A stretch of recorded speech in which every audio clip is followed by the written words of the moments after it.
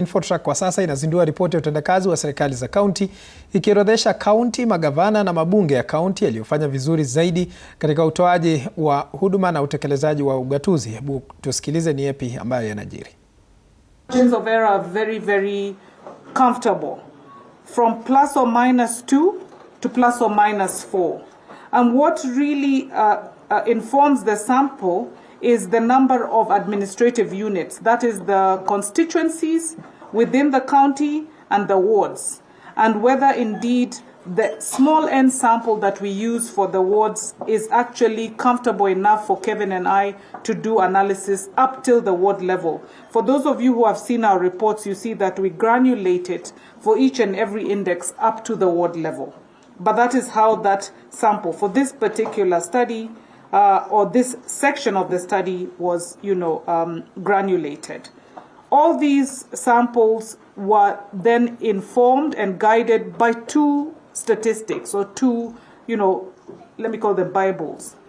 The census guides us on adult population figures, and that is really what we use to then prorate our sample. The IBC voter register guides us on the ward level population distribution. Why? Because we have not yet from the census gotten that disaggregated information on wards from the census data. So we rely on IBC data to actually aggregate that sample up to the ward level. Tuko pamoja? So we use those two to then guide us.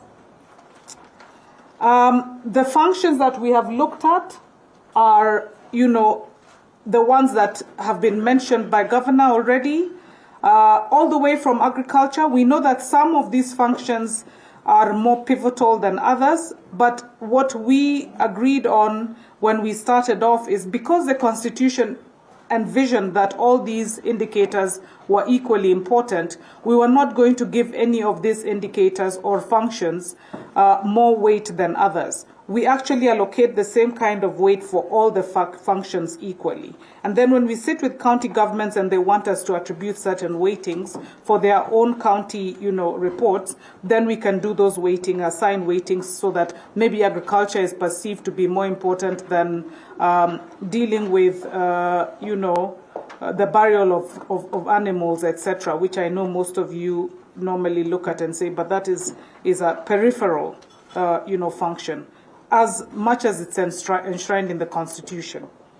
Let me start off again by just showing you the status of devolution and the dividend it has yielded.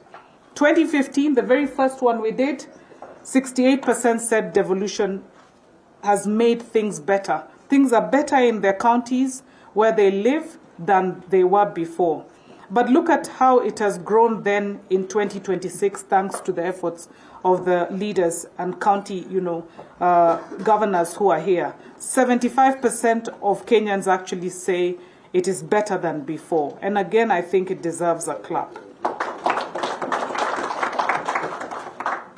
There are counties, obviously, that feel very elated with devolution compared to others. But majority in all the counties say devolution has made life better than before. So Gladys, your residents love devolution. 88.